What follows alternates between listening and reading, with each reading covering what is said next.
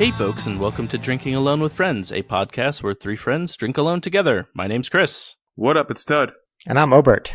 And you guys missed it, but beforehand, Tud played himself in with some beautiful intro music. I don't know exactly what it was, but it was really awesome because at one point, the music paused and all you heard was... It was perfect. You couldn't plan it anymore. I don't know how he Tud's did it. Beer has intro music. That's right. My beer always has intro music. We should make that a thing. We should. I was actually thinking it while I was listening. I was like, man, I wish we all kind of like a wrestler. You have your intro theme and whatever, and you walk to the ring and you taunt your beer or whatever, and then you drink it, I guess. Yeah. I feel like that's like above our production value for our podcast, though. Ooh, maybe, but we could get better. That's true. True. We've had one like special intro theme in 35 episodes. So that's true. We're all right. So there. we're getting there. We're getting higher up in the world. Speaking Ted, of, what was it though? So, what was the music? So hang on. So that first of all, my intro music today was foreshadowing my handle for later on. So we'll get there. He doesn't want to give it away. Correct. Or else he'll have to think of a different handle. Correct. And then that just kind of ruins the handle. But Yeah, I did we want gotta to wait say till the end game of the episode to find out. Yeah, we do have to wait to the end game of the episode. Fun fact, the New York Mets are using all WWE theme songs this year as like intro musics and like walk-up musics. So like they take the field to Brock Lesnar's theme music, their closer comes out to the Undertaker's theme music, somebody walks up to Y2J's music. It's very interesting to watch. Oh, that's actually kind of fun. Yeah. Is it because WrestleMania was in New York or something? Like it might be. I don't really know what the significance of it for the team, but they've kept with it so far. So nice. That's kind of fun. Yeah. So what have you guys been up to this past week? I went to a brewery on Friday. Nice. Which one? We went to Brewery Legitimus in New Hartford, Connecticut. Is that new? The town? No, it's been around for a very long time. They're done with Old Hartford. They've moved on. No, Brewery Legitimus actually has been around for, I think, a few years, probably 4 or 5 years at this point. I know not a lot of people know where New Hartford, Connecticut is. It's literally in the middle of nowhere. It's almost like up in like the quiet corner, like the Litchfield County area. So like when they were coming up with names of towns in Connecticut, like they had done most of them, and they got to this part, and they were like, "We need more names. How about we use Hartford again?" Exactly, and it's only like 25 minutes from Hartford, so it's really confusing with how close they are. But anyways, it's a little cow town. It's probably like when Bender threatens to leave in Futurama, and he's like, "We're gonna make a new Hartford. It's gonna be better with blackjack and hookers." So we went there and we had their beer. Their beer's really good there. They had good. That's always a beer plus. They had a beer called Dr. Strange Haze, which was a New England style IPA that was really, really, really well done. That's a solid name. Dr. Strange Haze. Yeah, I like it. It's a good little place. It's in the middle of nowhere. I recommend people going to check it out. It's not too far past like Avon and Canton, so it's not like you're driving really into the heart of New Hartford, pun intended. Oh, that was so good. I forgot to laugh. Yeah. Thanks. I'm glad that you really are on board with that. Yeah. But we went there, had a few beers, tried them all out. Overall, I'd give that place probably a B+. Well worth people's time. Nice. That's cool. B+ out of 5, folks. B+ out of 5. Tud's new rating scale. Tud gives this beer 4 gold stars. I'm just going to come up with a different rating for everything now. There you go. Yeah, this gets a one thumbs up. Out of 5. That's awesome. I went to a couple breweries last week, I believe it was. Yeah, I went to Ghostface Brewing down in Mooresville. You say Ghost Face Brewing? Yeah. It was pretty cool. Actually, we went there Friday. I went there Friday and we went in and the lady was like, I was like, I'm going to do a few flights. And she said, we don't do flights on Fridays. And I was like, well, that's weird. That is ridiculous. Yeah. And who has a I guess if you were busy as a bartender. That's what we were thinking too. We were like, it must just be because it gets busy on Fridays. But we were like 2 of the 4 people in there. So it's like, maybe you couldn't not. like break the rules for like, yeah. Anyway, the beer was good. And, but But that was pretty neat. That was a nice little spot. And then I went to this other brewery, which I'm gonna save for a little bit because it's probably my new favorite brewery, my new favorite local brewery. So, but I'm gonna highlight them today on the show. So Okay, for our new brewery highlight segment. Maybe not as in depth as that, but I have some information. So at this point, I do want to ask, because you've been now to quite a few breweries in North Carolina, how do they compare to the ones in Tennessee? Like, is it a lot more, like, I don't know, outdoor area? Are they bigger? Is there any big cultural differences between the two? Different styles of beer? I don't know. Like, does it feel like you're the regular breweries you were used to going back to in Tennessee? It's a very good question. That is a very good question. So I would like to, I think if one of the biggest things that I've noticed so far is that it seems as though the breweries that around here have a lot more on tap than the breweries back in Tennessee. Now, of course, the area that I lived in Tennessee, there was quite a few breweries, especially if you drove into Nashville. And there are a few exceptions to the rules. For example, Southern Grist always had something, or 20 beers or something. But here, it seems like every brewery has like between 8 and 16 beers of their own. And that's pretty cool. I mean, other than that, there's some have outdoor space, which is really nice. I tend to see that a little bit more than I did in Tennessee. Why do you think they have more on tap? Is it because they're older breweries? They've been around longer, so they've grown a list, or I don't think so. I think it's just, I don't know if it's because it's a bigger beer drinking population. I mean, it's not a bigger population, but it might be a bigger, more demand for it. The brewers might just like brewing more. I mean, they all love brewing, but they also might have, maybe they have financial backing so they can brew more. I don't know. It's something that's really interesting that I've noticed. What about you, Obert? Yeah, I actually went down to Big Sky Brewing down in Missoula this weekend. I went there today. They've shown up on the podcast before. You just had some of their moose roll from that beer box that you got. Yes. Oh yeah, that's some good stuff. Really good brown. Yeah, they do a good brown. All of their mainstays are very good. They had a really cool little swag area. I ended up buying a growler with a koozie on it, full of beer, for $15. That's pretty good with the price. beer with the beer included was. Oh yeah. Wow, that's cheap. I don't need another growler, but it was too cheap to not buy it. Well, who doesn't want a growler with a koozie on it? Exactly. Well, that was the reason why I really got it. So yeah, it's a cool spot. They had some interesting summer beers on tap, and because I had to get the growler with the koozie, I ended up bringing one of their beers to the pod today. Nice. I have the Citra Brut IPA. Ooh, a brut. Okay.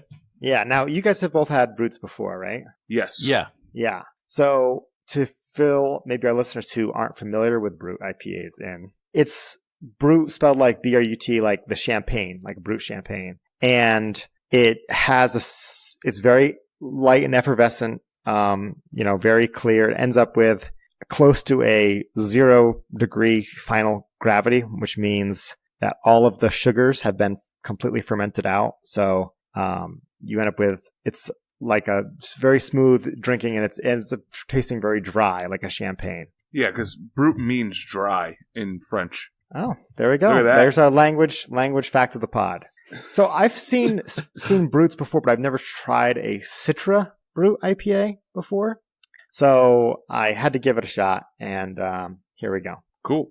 So a fun fact while Obert tastes his beer and forms his opinion, Brut IPAs tend to brew out a lot of the carbs in the beer just because of the way of making it drier. So for somebody who's on a keto diet or a low-carb diet, Brut IPAs is a type of beer that you can actually have. I wouldn't have 3 or 4 of them, but if you had 1 or 2 of them, you'd still be able to stay pretty much within your macros of trying to stay low-carb and or in keto. #TudFit. Yeah. #TudFit. This is very good. I'm enjoying this one for sure.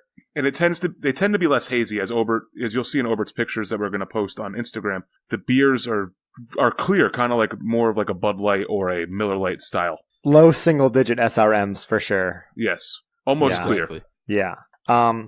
So this I really like because compared to other brutes I've had, you really get the strong Citra aromas. And I think Citra is just such a good smelling hop that it really brings this style to a different level, I think. And for me, that's how you earn brownie points for me on a beer rating. If you do something that I've never tried before, that's already going to put you a little bit higher. This weighs in, I think, around 7% ABV. Nice. Yeah, so I have a whole growler of it to drink, but it shouldn't be that bad to finish. Hey, it'll stay cold in that fancy growler with the koozie on it. A very good point. But so with that being said, I'm going to give this Brut Citra IPA from Big Sky Brewing a 3.75. Oh, wow. Very nice. Yeah, that's pretty good. I'm enjoying it for sure. Brut, just a word of the wise, people who go out and try them, they're not going to be very juicy at all. They're going to be very much more of your standard IPA flavor on the drier side, obviously given the name. But you're not going to get a lot of fruit flavors out of them. Orbert, can you back that up by what you're... Yeah, and actually, we'll link this article in the show notes. This is from beerandbrewing.com/the birth of the Brut IPA. The quote in here says, "The Brut IPA lets the hops shine in a wholly unique way, and it's an excellent counterpoint to the juicy New England style IPAs we've been making," which I think really sums it up well, that it is hoppy, but in a totally different way than something like a juicy, dank, unfiltered New England IPA. And if somebody wanted to go try one, Sierra Nevada has been coming out with their own Brut IPA that you can find on most shelves. So feel free to go out to your local package store or liquor store and check that out. Nice. Yeah, so who's going next? I'll go next. So as we discussed last week, I took a trip to Other Half. And even though last week I drank a beer from Area 2 Experimental Brewing, a.k.a. Two Roads Area 2, this week I decided to bring the other beer that I bought on my way through New York. And I'm drinking All Green Everything by Other Half. It's a double dry hop triple IPA. It's 10% ABV, and let's check it out. That sounds delicious. Yeah, it does. Yeah, very jealous of you right now because the other half that I had, and I had another one that was in the fridge. Very, very good, both of them. The other half. Well, that's the adjustment. So you get. So on the nose, you get a lot of tropical fruits, probably some pineapple, a little bit of tangerine. Also smells a little like weed. Obviously, it is brewed with Galaxy hops. It's going to be very similar to along the lines of like a green from Treehouse. That's kind of what they were going for, I think. That's at least what I've heard. But this is a triple IPA, so it's going to pack a little bit more of a punch. So on the flavor, you do get a lot of tropical fruits. There is a little tangerine flavor in there, a little orangey flavor. Some passion fruit. Overall, the booze is very well hidden. You can't taste that it's a 10.5% beer at all. It's very smooth. It's delicious. Dangerous. It is extremely dangerous. A 10% that tastes like juice. Yes. Yeah. This is a very delicious beer. What's that glass there, Tud? This is the same glass that I had last week. It's the Other Half glass that I bought. Oh, okay, cool. Oh, nice. I like that. Yeah, I like that. That's nice. A little gold on the back lined rim. Is there? This was a special release for their cereal beer, so that's actually a bowl of cereal. Nice. That's a nice glass. Yeah, I love this glass. It's got a gold rim around the top. It's really nice. Overall, I'd give this beer 4.75. Really good beer. It sounds good. Yeah, looking at it, I could tell right away that looked like a high-rated one for you. Probably for me, too. Yeah, wow. That's probably one of the highest we've had on the pod so far. Yeah, it just smells amazing. Oh. I don't think we've had any 5s. No, we haven't. I think we're afraid of the outbreak that our fans would have if we rated something a 5. But that's cool. Yeah, I would definitely recommend anybody who's ever in New York City, take the short 20-minute drive to Brooklyn, go there, buy some beer, drink it, be happy, be merry. And that's All Green Everything from Other Half. Nice. Yeah. Well, it's my turn. You can't stop me. It is your turn. Can't stop me now. So... Are you going to crack it open before you even tell us what it is? Yeah. How about that? It's a super mystery beer. Yeah. Super mystery. So I went to this brewery today, King Canary Brewing in Mooresville, North Carolina.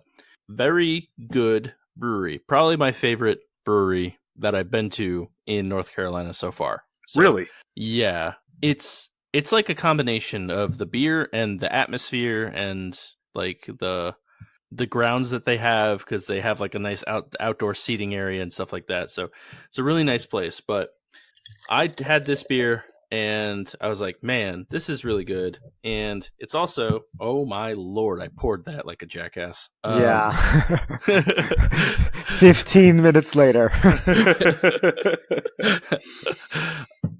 But anyways, so this is called Candy Flapple. It is a Berliner Weiss. And I was thinking, I was like, I don't know if I've ever had a Berliner on the show before. Did you say Candy Flapple or Candy Apple? Candy Flapple, yes. Okay. So it's only 4.8% alcohol, but that's, I mean, pretty standard when you're talking about Berliner Weisses. They're generally lower in alcohol. So other than being obviously a German style, what is a Berliner Weiss? Well, it's a German style. It's a cloudy sour beer, and I think the traditional ones are the ones like back in, you know, when this was first brewed, which dates back to like the 16th century. It's That's they're really generally close. yeah, it's brand new beer. They're right around 3% alcohol, so this is a little bit stronger. And actually, most of the ones you see today are stronger than that, but it is a regional variation of the wheat beer style from northern Germany. And basically, they don't know the exact origins of it, but it was an unknown beer being produced in Hamburg, which was then copied by 16th century brewer Cord Brohan. Oh, yeah. The legend Cord Brohan. Obert's got his poster up on the wall. Right, yeah. In my famous brewers, he's right up there. So it eventually gained in popularity, and by the late 19th century, the Berliner Weiss was the most popular alcoholic drink in Berlin, which was kind of interesting. Is that how it got Yeah, its name? so it's a sour wheat beer. Yeah, pretty much, yeah. And this one's going to taste like candy apple, presumably, with some flapjack mixed in. I haven't even drank it yet. Okay. Well, we're still waiting This for that is- awful pour to go down. So, No, it's settled pretty good. Yeah. so what's it smell like? So you get a little bit of sweetness on the smell, but it smells sour. Smells like a sour beer. Smells like beer. But okay, let's get into this Candy Flapple. So, what is a popular Berliner Weiss? I was going to ask Chris that because I don't know if I know of any. Do you? Okay, I mean, I know some popular wheat beers, but I know they're not popular Berliner Weisses. I think you brought a Berliner Weiss to the podcast, did you not? No, I did not. Oh, what was the German style you brought? The Dunkelweiss, the winter at noon. Yeah, the Dunkelweissen. Mm. Oh well. So how is it? So this is very, very good. You get a lot of apple flavor, if you couldn't guess by the name of the beer. That's what the FL and Flapple stands for, the flavor. Yeah, Flapple. flavor apple. It's definitely sour, but not too bad. It's not too sour. Like it's to the point where Dana didn't like it, but she doesn't really enjoy sour beers. It doesn't have any lactose or anything to cut any of that bitterness out, so it's, you know, you get some sourness on it, but then you move into a tastes like candied apple. Like a caramel and apple middle, and then like it just trails off with some sour apple at the end. Really, really good. I drank this today and I enjoyed it quite a bit. So I was like, I'm gonna grab a crowler for the pod. Oh, Nice. so you already knew. The secret's out. Chris knew what his beer was going to taste like. Boop, boop, boop, boop, boop. But it's very good. I would probably give this a 4 out of 5. I enjoy Berliner Weisses. I can't really think of one off the top of my head that is like nationally distributed, but if I see them, like Go into your if I see local them beer at a brewery, store, I'll- folks, and ask the knowledgeable guy behind the counter what his Correct. favorite Berliner Weiss in the store is, and hopefully he can point you in the right direction. And he'll be Right. like really impressed that you are asking for this obscure style of beer. For anybody in Connecticut, the Blender series from New Park Brewing in West Hartford, they're all Berliner Weisses. In fact, the Blender Raspberry by New Park Brewing is rated as the number 6 overall Berliner Weiss on Beer Advocates ratings. So there's that to go off of. Yeah, that's kind of crazy, but But so I would say that maybe if you're someone who likes a fruit wit beer, like maybe a UFO raspberry, maybe and you're looking to get a little funky, try a Berliner Weiss. yeah, if you have especially if Oh. you have a taste for like sour beers, I would definitely give them a shot. Yeah, Excellus by OEC is a Berliner Weiss. yeah, yep, So go check that out, people. yeah. If you see one at your next brewery, get a taster of it because you might not like like it. I enjoy them. Now, on a scale from sour to not sour, how sour is that beer that you're drinking? How many puckers? Are you giving this? Okay, let's do the pucker test. Well, so in my experience, some Berliner Weisses are more sour than other Berliner Weisses. So I want to know, on a scale of, let's use a normal scale, unlike Untapped, between 1 and 10, 10 being Warhead, and 1 or 0 being coffee. What's more sour? I don't think that's a very good scale. Very unusual scale. What's a 5 on this scale? How about 0 being water? 0 being air that you're breathing right now. I was just trying to think of something that wasn't sour. I guess coffee was the first thing that popped in my mind. No, I liked it. I want to know what a 5 is, though, on the scale, Todd. I know. What's something that's like a Granny Smith apple? Where's that? Let's call that a 7. No, 6. Okay. 6. Those 6? aren't that sour, are they? I mean, a really ripe Granny Smith apple is pretty sour. Right in, folks. Let us know how you think that scale Well, should if go. Granny Smith apple is a 6, and this is a 15, I don't know what to tell you. Okay, No, then let's 10 call is a Granny warhead. Smith. We'll call Granny Smith apple a 4. I mean, Scale of 6 to 10, Chris. How sour is this beer? Yeah, stupid. Let's not use this weird Untapped scale. 6 to 10. 6 being Granny Smith, 10 being Warhead. Where are we coming down? I mean, 10 being Warhead is a really good one. I think so. I think we're all agreement that that's the sourest beer.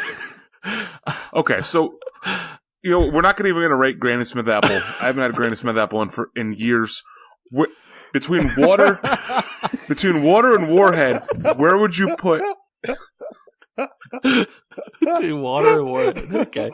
My initial thought was like a 7. So it's not Warhead sour. I mean, you definitely get some sourness. I would say maybe a 6.5. So Like if somebody who doesn't like sours, they're going to drink that and go, "Holy crap, that's sour." yes. Because Dana doesn't like sours, and she drank it, and she was like, too sour for me. So. Okay. So it's not the most sour I've ever had, but yeah. So it's probably a little bit above a Granny Smith apple then. 6.5. Okay. What do we got this But official Tud Sour scale. TM. water to Warhead Trademark. is 6 being Granny Smith apple. It's logarithmic, too. Oh man! Listen, we moved the Granny Smith apple to a 4. Okay, well, Granny Smith apple is a 6 and a 4, Yeah. depending on ripeness. Right. But King Canary Brewing was pretty sweet. They are That's an unusual name for a brewery. yeah, and like I mean, not as weird as Ghostface, but I By the way, is that owned by Ghostface Killah? I don't believe so, but I feel like that's the first time you've ever heard that name before. no, I think I have. I don't know any of his songs. He's from Wu-Tang Clan. I don't know any of his work. Any of his creations.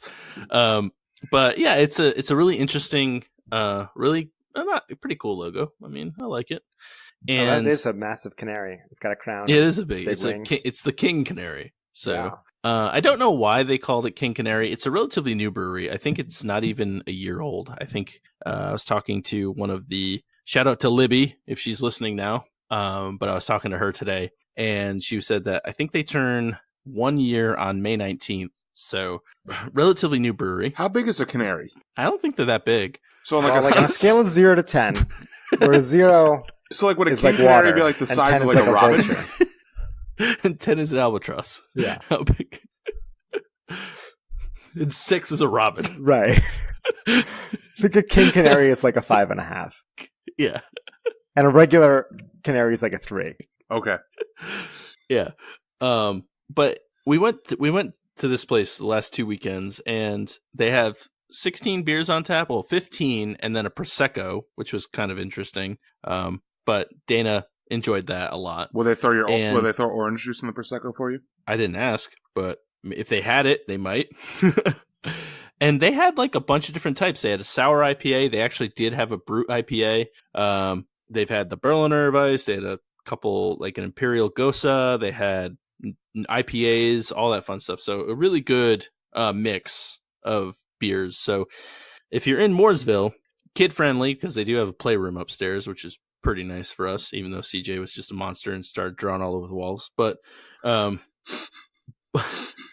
But it was a lot of fun. If you're in Mooresville, stop by. So one thing I didn't get to mention in my beer review, when I was at Big Sky, they actually have, and this is the first time I've ever seen this from a brewery, they make their own seltzer water, which I thought was really weird. So they just add carbonation to water? Yeah, like not that novel of a concept, I suppose, but I don't know any other breweries that are doing it.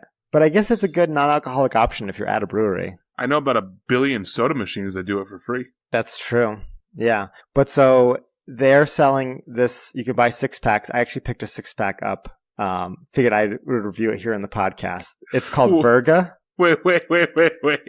Yeah, Ted, did you see the picture I sent you of this exact thing? No. Okay. So this is my genuine reaction here. So wait a second. Yeah. You bought a 6-pack of seltzer from a brewery where all they did was okay. Well, do you have seltzers in your fridge, Ted? My seltzers come flavored. Does this come flavored? Yeah. Okay. With what? Well, so they have 2 flavors. They have the huckleberry and cherry. Okay. Yeah, so I brought a 6-pack of the huckleberry seltzer home because I like seltzer water. It's boring. It tastes water adjacent. On a scale of water to anything, this is a 1. First I found it funny because I thought you had bought plain cans of seltzer from a brewery, just like boring water with and you were going to be like, in it. You were going to be like this plain seltzer versus normal plain seltzer that you'd buy at a grocery store. No, yeah, exactly. I just thought it was cool because it's from a brewery, and I thought that would we do beverages on this podcast. Seltzer's a beverage. Yeah, we don't discriminate. So I pulled up the press release here for the Virga seltzer, and I learned that Virga is a weather phenomenon that happens in the western United States where rain falls but then evaporates before it hits the ground. That's called Virga. Oh, interesting. So yeah, AKA just overcast. No, you're talking about clouds. This is like clouds precipitating. You can see the rain falling, but then it's so dry that the rain evaporates again. Have you seen this happen? Yeah. Okay. That's a thing. That's a thing here. So you hear the rain noise, but no, you walk outside and it doesn't land on the ground. You just like can see. So Montana, we have big skies, so you can see like clouds really high up or far away. And you can see like the shadow of all the rain falling, but it doesn't land on the ground. Moving on. Interesting. Yeah. So they said that surrounded by beer on a daily basis, the staff at the brewery wanted something else to sip on. And that's what they started making it for themselves for a few years. And then they decided that they wanted to sell it to the general public as well. And, like I said, I like seltzer being water adjacent. I like LaCroix. It's kind of my go-to brand now. I'm a key lime LaCroix guy. I'll mess with a raspberry lime Polar every once in a while. I'm a blueberry lemonade Polar fan myself. Ooh, the summer series ones they had. I think they made them year round now. Yeah. They do make them all year round. And that hashtag fun fact for the pod: the first time I ever had seltzer water was at your house, Obert. Yeah, it's funny. My family loved seltzer water growing up, and I hated it, and now I actually like it. So it only took me 20 years of disliking seltzer to come around. I feel like most adults feel the same way. Yeah. Once they become adults, they're like, seltzer's great. As kids, you're like, what the fuck is this? I need more flavor. As an adult, you're like, whoa, let's dial this flavor down a little bit here. Yeah. You're overwhelming my taste buds. Right. So yeah, I have this Virga seltzer. I'm going to give this... It's very clear. Yeah. You do get a lot of huckleberry aroma, I'm not going to lie. I don't think I've ever had a huckleberry. I wouldn't be surprised. Huckleberries are all over the place here. That's our delicacy. That's our local food. The Huckleberry Finn was written in Connecticut. Yeah, it was written by Mark Twain. I don't know if he was in Connecticut at the time, but huckleberries are hard to cultivate. They don't grow well on farms, so you have to pick wild huckleberries. So they're like $10 for a pint, at least. Oh, holy crap. Yeah. That's a lot. But they're fun. It's a fun activity to do in northwest Montana or the panhandle of Idaho in the summer. Now, what if you picked the wrong berry? You could die. I mean, that's true with any berry. You could pick the wrong. But I guess you're saying because they're wild, right? Right. You know. Like when I go to a strawberry patch in Connecticut, I know I'm about to pick some strawberries or blueberries or whatever. Sure. If I'm 99.9% of the time, they're non-poisonous. Right. I mean, will when you go out and pick wild huckleberries, you could pick something that's not a huckleberry and die. I could see how that is a concern for sure, but they're very distinctive and hard to confuse with anything else. So it's hard to mistake something else for a huckleberry. I think I need you to send me a huckleberry in the mail. Yeah, well, I didn't pick any last summer. I picked like a few handfuls while hiking. This summer I want to get enough to make a pie's worth because they're really tasty. Sounds like a lot of huckleberries. It is, but I think if you know where to go, you can, which I don't, but if you know where to go, to me, it's funny we were talking about Granny Smiths. They do have a little bit of that Granny Smith tartness, but they also have really sweet. They're very distinctive flavor. You got to try some sometime. I think in your beer box, I actually sent you a huckleberry beer, Tud. So you would know 100% whether or not you ate a huckleberry or a poisonous berry instantaneously. Yeah, for sure. Poisonberry.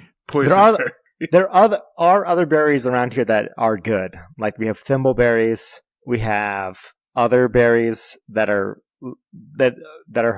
you can harvest all of these. Just like you can have wild raspberries or wild blueberries. Same idea. So, all right. So and you're probably going to say, I don't know why, but okay. You do know a lot of answers to a lot of things. Thank you. Why can't they be grown on a farm? Something, I'm not too sure. I think it has to do with the elevation. They grow well at higher elevations and on mountain slopes, which is not really places that farms exist. But I've kind of asked that question and I haven't really gotten a straight answer from people why we don't have huckleberry farms. They're hard to farm. That's all I really know. Okay. But anyway, as I was about to give this, on a seltzer adjusted scale, we'll say a 0 to 100, where 100 is the best seltzer that ever was. 100 is soda and 0 is water. Granny Smith apple is about 56. Right. I'll give this seltzer a 74. Okay. Not bad. Not a bad seltzer. The first seltzer of the pod. Yeah. So no, that's not true. We've had 2 seltzers before. No. Those were actual alcoholic beverages. They were seltzers though. That is true though. Yeah. They were hard seltzer. This is a soft seltzer. Okay. All right. Well, cool. So we're going to have to like keep up with all these scales. Now that we apparently have a million of them. Yeah. Oh man, that's fun. So did you guys read that news article I sent you? Yeah. Yes. Is this the news article where we have to ask our moms to turn down the podcast? Yes. So #moms of the pod. Can you just please skip ahead till you hear handles? Right. Anybody who doesn't want to hear us talk about things, just skip ahead to the handles. Probably about 2 to 3 minutes. Yeah. It won't be that long. But apparently, in this historic run for Jeopardy, where that Holst-Ferzer guy is like killing Jeopardy and destroying. Is that his real name? Yeah, I think that's how it's pronounced. Yeah. He's killing Jeopardy, and all of a sudden, Ken Jennings takes to the Twitter machine and blows the cover off of one of the biggest scandals of 2019, and that is that contestants on Jeopardy can no longer bid $69 on Final Jeopardy. That's kind of an outrage. I gotta say. I don't know how it's even possible. What if you get to Final Jeopardy and you only have $69? Right? Yeah. Yeah, that would be really interesting if you were able to somehow finagle that with your double Jeopardies to get there. I mean, can you wager $6,969? That's double the 69. That's a valid question. Ooh, that's true. Here's the question: can you make it to double Jeopardy with just $69? Yeah, you can. I mean, you can end up with negatives. So, but you can wager whatever you want on the daily doubles. So that's how you could wager something you could wager all of your money but $69 and then lose. Yeah, and then not answer another question till you get to Final Jeopardy. Right. Okay. Don't they have a thing? And I haven't watched Jeopardy in a while. Don't they have a thing where like if you go into Final Jeopardy with no money, they give you money to like Jeopardy with? No. Okay. No, you're kicked off. You're not allowed to answer. They don't even let you on the stage when you answer. Oh, really? The Final Jeopardy question if you're negative. Oh, they're legit there. They're like, no, get out of here. So why did Ken Jennings decide to come out with this? So someone made a comment and like added Ken Jennings about how like I just don't know how you tweeted at him or something. They made the comment of like I don't know how you bid $69 every Final Jeopardy or something like that. No, he said, personally, I like how you wagered $69 on every Final Jeopardy. Right. Oh, okay. Yeah. Okay. And he responded with that there was a rule change last year, essentially, that nixed that. So I don't know. I'm feeling for the people. Hey, Hofstifter, if you're listening, which I assume you are, can you bid $42,069 for me? I want him to wager the calculator boobs number. I want him to wager 80,085. That'd be pretty good. Yeah. So that was just something that I saw that really disrupted me, and I feel like we should go, protest Jeopardy. We should. Yeah. Hold up picket signs, say. I wonder how many times it happened for them to have to outlaw it. Like, how many Probably people a lot. How many people made it to Final Jeopardy and was like, I'm going to bid $69? Yeah.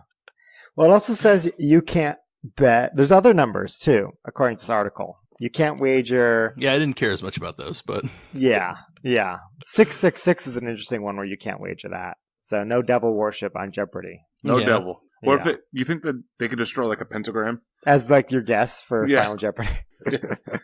You bid 666. 667 minus 1. Weird. Yeah. So with that, it is that time of the podcast where we bring to you people our life hacks and wisdoms in the form of a handle. We're not going to do wisdom this week. Just going to give you life hacks and really cool stuff and really cool wisdom to bring home to your wisdom people. So with that, Don't forget to mention the frosty mug. Yes, with the frosty mug of wisdom in our that's filled with wisdom. But I'm going to take the first handle this week on our frosty mug of wisdom. That was very smooth. And I'm going to my handle this week is Avengers Endgame. I'm not going to talk about it very much, obviously, because I don't want to hashtag spoiler anything for the two people on this podcast, as well as all of our millions of listeners. The millions and millions of listeners of the DAWF podcast. But my handle is the Avengers Endgame. If you haven't seen it yet, first of all, are you living under a rock? Second of all, go see it. And if you haven't seen any of the 11 Avenger movies beforehand, go spend the next week watching them all, and then go see Avengers Endgame. It has officially... that was going to be my question. Yeah. Do you have to... If everybody's talking about this movie, right, and I have never seen any of these Marvel movies before, but I'm like, I want to get on this. Can I just watch? What's the minimum I can watch? I don't know. I feel like I don't think you need to watch them all, but you do need to be invested in who the characters are. Obviously, this is the last one in what they're calling the Infinity Saga, so you need to be invested in how these characters' arcs have played out over time. It started 11 years ago with Iron Man 1, which stars Robert Downey Jr., and he's still in the movies today. So you need to somewhat have seen some of these movies in order to be invested in them. Well, I'll say this. I watched Avengers Infinity War, which is the direct prequel to this one. I'm not going to spoil anything, but it ends at a cliffhanger, and that cliffhanger kind of is resolved in Endgame.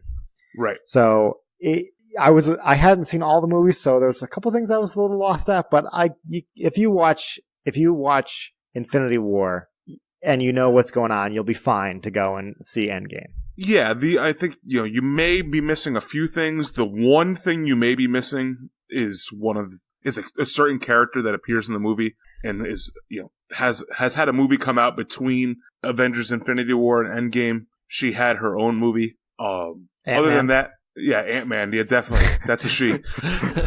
No, I mean, at a minimum, you probably should go watch all 4 Avengers movies just so you understand the arc of the Avengers in general, because the same villain is spread throughout all of them.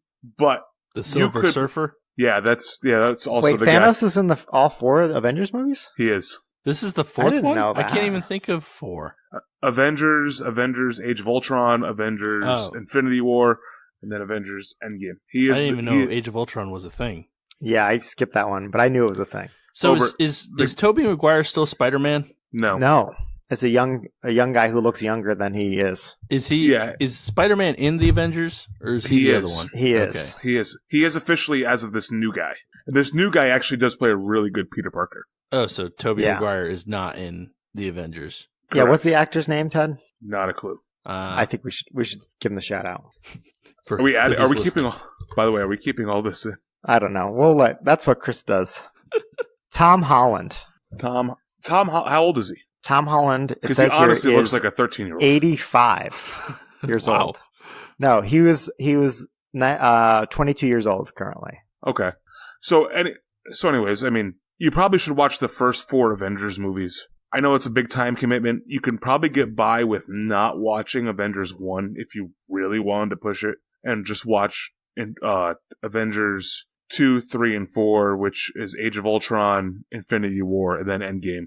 It has broken the opening box office weekend record that Infinity War set last year. It was like they set a record of like 560 million. As of today, Endgame's already over $1.3 billion. So it's really as bad. you can tell, it's a very big movie. You can watch all the other Avengers on Netflix still up until Disney's streaming service comes out later on this year. And you can watch most of the Marvel movies on there today. So I recommend, if you have a Netflix subscription, watch them all, then go see Endgame. I will probably go back and watch it for a second time. Wow. Not too many movies I want to go to twice, so that's really saying something, Ted. Yeah. Well, I hope they get all the Chaos Emeralds and they're able to save the world. Defeat Dr. Robotnik. Yeah, exactly. The last superhero movie I saw was probably Spider-Man with Tobey Maguire. Oh, holy crap. Christopher Reeves was Superman was the last time Chris saw a superhero movie. So just on a scale, on my movie rating scale, I would give this about 57 gold doubloons. Okay. Wow. That would make Jack Sparrow pretty happy. So, Yeah. Fun fact: that movie only gets 46 gold doubloons. Wow, the original, the OG. Yep, that's pretty good. I will say like it's the best movie based on a ride I've ever seen. Right? That is, I mean, it's a very limited scope of movies that fit in that category. Obviously. That's what makes the joke funny. Yeah. Can I go now? We done talking about Avengers? Yeah. Unless you wanted to start telling what happened to it. No, please don't spoil it. I'm going to take the mug away before Tud spoils anything. This week, my handle is going to be a new album that came out from the Mountain Goats called In League with Dragons. Just came out on Friday. Popped the CD in my car this weekend. The drive to Missoula. It's really good. Who are the Mountain Goats? John Darnielle's the front man, songwriter, and it's kind of like a Nine Inch Nails situation where it's really one guy who is the whole band, but then he just kind of gets musicians to play parts. Does that make sense? Nine Inch Nails, but bluegrass? No. Like, I mean, he's the guy. It's called the Mountain Goats, but it's really just him, John Darnielle. Okay, what type of music do they play? Yeah, they're like an indie rock band, and I know that's really not a super specific term, but check them out. I think their new album's not a bad place to start at all. If you just search them and listen to their top singles, they're all really good. So, but I've been rocking out to this new CD. That's what my handle is for, the last couple of days. So that's why I had to bring it to the pod. Awesome. The Mud Goats. Mountain Goats. Nice. Yeah, a very Montana appropriate name, which is what I'm now realizing. I have tickets to see them down in Missoula this August, so that'll be fun. The Mountain Geezers. Go check them out, people. Yeah. All right, Chris, here you go. Okay. I'll finish this mug up today. And recently, and I know the two folks on the podcast, but I've been car shopping this week. So it's a lot of fun. It isn't a lot of fun. But you know what makes it easier is a nice website called truecar.com. What's Booze. that? Huh? Alcohol. Alcohol. We both had suggestions. Neither of them were as good as your answer. Truecar.com. It's because we're looking for a pre-owned car, and I have no idea what anything is worth. So especially when it comes to cars, I know nothing. So you can actually use TrueCar.com to search a bunch of used inventory around your area, and it'll actually tell you, like, based on the mileage and the year, if the price listed is a good price, a great price, a bad price, or above market. So it definitely helped us out narrowing down what kind of car we were looking to get. This isn't as fun as the Mountain Goats or Endgame, but it's a pro tip for life. So if you're like me and you know nothing about cars or what cars should cost, I would suggest using TrueCar for your next car buying experience. Because Can I ask you a This question? pod is not sponsored by TrueCar.com. I know even though that is you their did. hatch- We're getting that's their so good slogan. at handles. We're getting so good at handles that we sound like we're commercials. That's how good we are. no, it's true though, because I have no idea anything about cars. I mean, I know they drive. The way car buying should be. TrueCar.com. At me, TrueCar. I can no, be bought. Can I ask you a personal question about your car buying experience? Mhm. Like, what's your biggest requirement you need for this new car? Cruise Like, control. what's like the one feature that maybe isn't super important, but for you, you're like, this is what I really want in my car. He just said cruise control. Everything has cruise control. Oh, I only say that because Dana's car currently does not have cruise control, and I hate Wait, it. There you what? Yeah. How does Dana's car not have cruise? Dana, I hope you listen to your husband's podcast, but like, She does. what is up with your car? It's the worst. It's a 2007, so I don't know if cruise control just wasn't available. No, it was. existed. Cruise control's Maybe it been wasn't around since like on everything. Yeah. 93, 92, like pretty much standard on every car. Since people actually used to go cruising in their cars. Yeah, so that was when we were shopping. We were joking and saying that was like the one thing that needed to have was cruise control. Yeah, And that's every funny. salesperson looked at you like you had 18 heads. You're Exactly. Like, Be does it have like, it has cruise cruise control? control, right? Yeah. Oh, okay, good. Yeah. I would That's say, funny. so Just quick sidebar. That was when I was buying a place in Montana. I was like, it has to have high-speed internet access, which is like, again, kind of a given in almost everywhere, but not rural Montana. Like, you can live places where you can't get cable. I'm like, that's not going to work for me. So to answer your question more, Seriously? more seriously, the one thing that we really needed was I drive like a gangster because I get that gangsta lean going. So we need to be able to fit a car You're seat riding behind me eventually. White and nerdy? So that was the real test: was can I sit in the front seat with the car seat behind me? So Did you just announce that you're having a second kid? no, that was not an announcement. So No. Okay. He just needs to have multiple car seats. eventually, Yeah. You'll need, well, you got the weekend car seat, weekday car seat. Sometimes you want to take both out, he's picky like that. What's the minimum JD Power awards does your car need to have? at least 20. So Yeah, that's fair. yeah, I mean, Now, when you buy a car, do they give you the JD Power awards that go with the car? yes, actually, that's why I picked this one because I think it got 27, which is pretty good. So we've already planned out the mantle. It's going to go right over here, and we're going to put all the JD Power awards up there. And then Nice. we'll have CJ's Heisman right below it a few years from now. So, but Yeah. that's it. Try out TrueCar, buy a car, do it. Perfect. By the way, Secret fourth handle JD Power.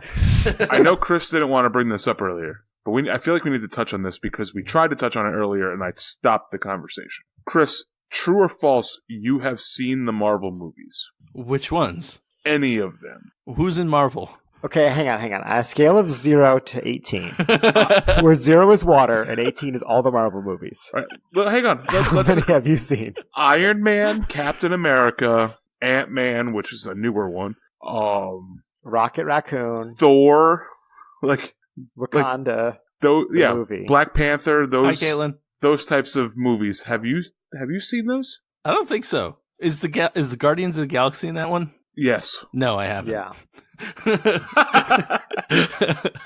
So you haven't seen a Marvel movie at all? I don't think so. No. Superhero movies aren't really my bag. Like, Well, clearly, because you haven't been watching them. I like the Batman movies. Is he in that one? No. Oh, Yeah. Bane. Yeah. He's the one who's gonna take out Thanos. Bane's Spoiler the one with the alert. Chaos Emeralds. Okay. So Chris, Yeah. do you have a active Netflix subscription? No. I'm the only person in America without Netflix. Okay. So when you finally decide to get Netflix again, you need to watch all the Marvel movies, or pay the $6 and get the Disney streaming subscription. Oh, we're in a definitely few getting weeks. the Disney streaming subscription. So you need to watch them all then, because that's just No way Chris could disappointing. let that go. Yeah. All right, and then so with that, thank you all for listening. I've been watching Star Wars. Are they in them? No, So with that, thank you all for listening. We'd like to thank today's breweries who provided today's beers. I'd like to thank Other Half for all green everything. I'd like to thank King Canary Brewing for their Candy Flapple for Berliner Weiss. I'm going to thank Big Sky for both the Citra Brut IPA as well as the Virga Huckleberry Seltzer. Please follow us on all social media at DAWF Podcast. That's Twitter, Instagram, Facebook, and Untapped. Hashtag follow the email at dawfpodcast@gmail.com. A special shout out to James Vakovic Designs for designing our awesome 3-handled mug logo. And with that, my name is Tud. My name's Chris. And I'm Obert. And remember, if you're drinking alone, do it with friends. Great. Now we owe $15 million for whatever this is. So this was the song. So